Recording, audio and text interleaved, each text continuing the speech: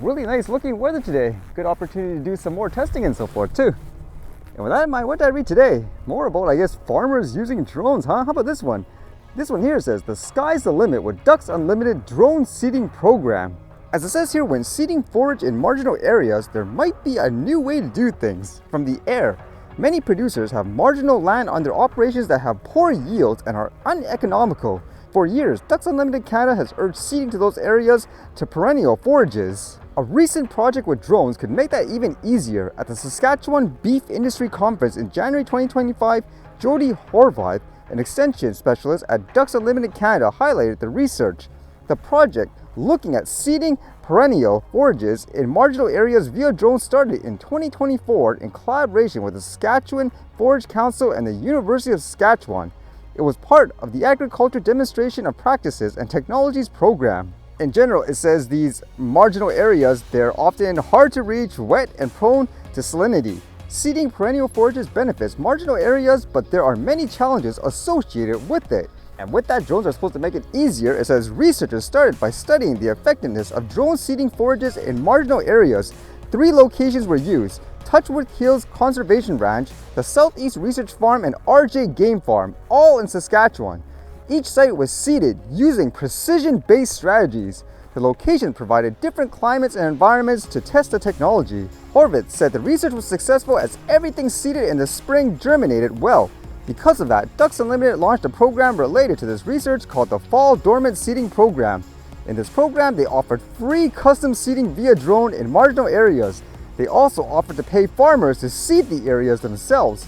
In the fall of 2024, Ducks Unlimited seeded around 500 acres of marginal land for 14 producers. So I guess they're trying to take initiative because obviously it benefits them too, I would suppose anyways, if everyone starts using these types of solutions and all that. Although with that said, around the world, there's still a lot of worries in terms of the types of drones people are using because of things like data concerns and all that. How about this one? This one says, UK concerned by the use of Chinese drones to survey sensitive sites. That's a common piece of news you hear everywhere anyways. It says UK government officials have raised private concerns that Chinese manufactured drones are being used to take high-resolution images of critical national infrastructure sites in the UK, going against guidance from the country's security services. National Grid plc, which operates the nation's electricity and gas networks, uses drones made by Shenzhen-based SCDGI Technology Co. to take videos, photographs, and thermal images of its electricity substations according to information posted on its website as recently as September. DJI drones have also been used to survey construction of Electricité de France SA's Hinkley Point C nuclear power plant, to inspect solar farms, and by Thames Water to monitor reservoirs and the water supply. And they do say here, moreover, in 2022, the US Department of Defense included DJI on a blacklist of Chinese firms with military ties. National Grid said it follows government guidance, while Thames Water said it takes security seriously. DJI and EDF didn't respond to requests for comment. And this is the primary concern, which I don't think anyone's going to deny in general. It says using Chinese-made drones at key sites in Britain pose a risk because Chinese national security laws can compel its companies to share data with the state, according to a UK government official who requested anonymity discussing a sensitive issue. Despite those warnings, Chinese-made products appear to be the go-to drone technology for companies in charge of much of Britain's critical infrastructure.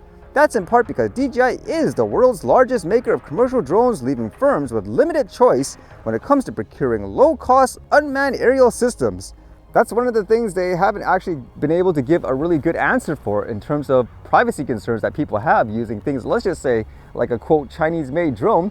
I remember there was one news interview where they interviewed the legal representative at the time with DJI, and they brought that up in terms of the national security law, and their only response basically was, if you're that concerned, don't give them their information, for example, which I don't see how people could use that as an arguing point, because with the way DJI products are in general, especially in a lot of places where they lock you out unless you give them all your personal information, your flight details and so forth, so that they can approve your flight. So yeah, that's not a good argument in that regards, in terms of you don't want to just don't give them your information. I mean, you can't use the product in general in many cases, but would you be concerned about that overall? I think for an average individual, they probably wouldn't care, I would imagine. I mean, you're flying around taking pictures and so forth, but then I guess you can argue if you're using it for really sensitive missions, let's just say something for, I don't know, military purposes or something like that, then that would be a big concern, correct? And then I saw this crazy video going online where it looked like someone was being really aggressive with a police officer, and so he had to use force. And the crazy thing is there's people actually saying the police officer used too much force. I don't know if you can say that based on this anyways. I mean, for the looks of it, apparently it happened on about April 4th.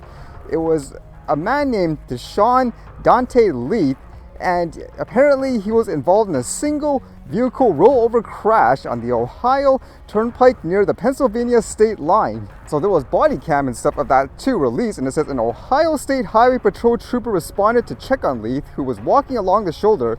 Dash cam and body cam footage show Leith immediately acting aggressively, shouting, "You're the devil, in the name of Jesus, watch out, you're gonna get hurt," and threatening the trooper, saying, "Next time you touch me, you're gonna die." So while he was trying to arrest him, I guess he was resisting. He tried to tase him at first by the looks of it, but it had absolutely no effect. And the guy just kept going on with his rant and so forth. And it seemed like afterwards he actually stole the trooper's car by the looks of it. And ultimately, in the end, I guess the person was taken down per se. Get down on the ground now! Lay down. Lay down. I'm strong in you. I'm a Jesus lover. And again, a lot of people are saying the police officer used too much force, and apparently one of the reasons is they were saying this person was the founder and executive director of Underdog Nation, an organized focus on supporting at-risk youth in Washita, Wayne, and Macomb counties, Michigan, where he worked as a community engagement specialist for the Washtenaw County Sheriff's Office and was a board member of We the People Opportunity Farm. So that's generating the controversy, but in general, I'm looking at the footage and everything like that. I don't see how you can say that police officer was using too much force. You see how aggressive that guy is, especially in those situations where you have a split-second decision. I mean, in a lot of cases too, if you don't react fast enough, the guy could potentially hurt other people even more, correct?